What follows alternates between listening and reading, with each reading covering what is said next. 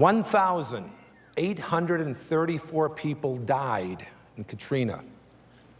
Statistics tell us that 47% of them stayed because they didn't want to leave their family pet. When the helicopters came to take people off of buildings, they were told, no pets, can't take your pets. Believe it or not, when blind people with seeing eye dogs tried to get on the evacuation buses, they were told no pets. In the Louisiana Senate hearing on the pet evacuation bill, dramatic testimony was given of an elderly couple who didn't want to leave their home because they had 2 dogs that they had for 15 years. The authorities came, told them it's okay, they would take the dogs with them. When the dogs were brought out on the porch, an officer took out his pistol and killed both of the dogs in front of them. Hurricane Katrina will go down in history as the greatest pet disaster this country has ever seen. 50,000 animals were stranded. Brave animal rescuers managed to save 12,000 of them. Comic Relief's mission is to make sure that such a catastrophe never, ever happens again. Part of your donations for tonight will go to foster animals that were abandoned during Katrina and support animal rescue operations in times of natural disasters.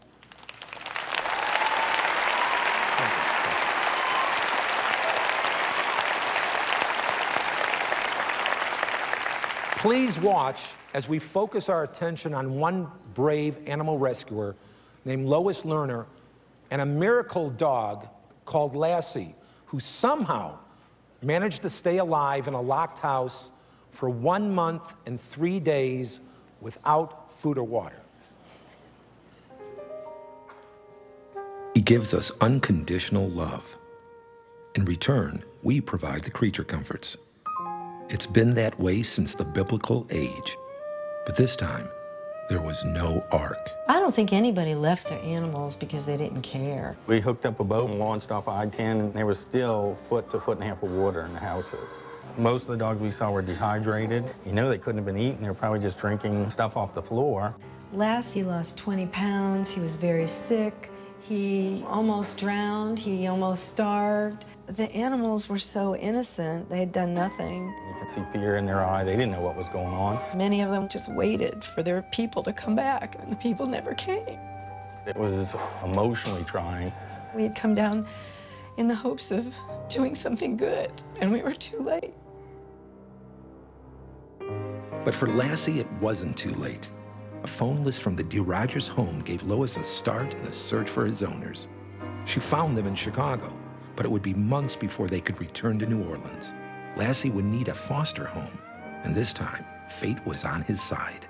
I said, "Where are you taking Lassie?" And she said, "We're with the Montgomery County Humane Society." And I said, "Oh my gosh, I live in Montgomery County. I've got to foster this dog." It's okay. Some system to get these dogs to a safe place is something we need in this country. Hurricanes, earthquakes, tornadoes, terrorism, these are all things that we all have to live with.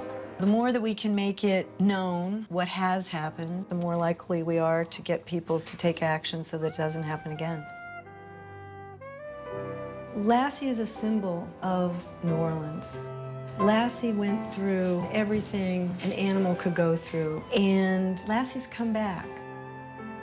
I think New Orleans can come back too. Comic Relief. It's no joke. I'm very happy to bring out right now the dog you just saw and the woman who saved him, Lois Lerner. Hey, sweetie, it's me. How are you? Thank you. Lassie.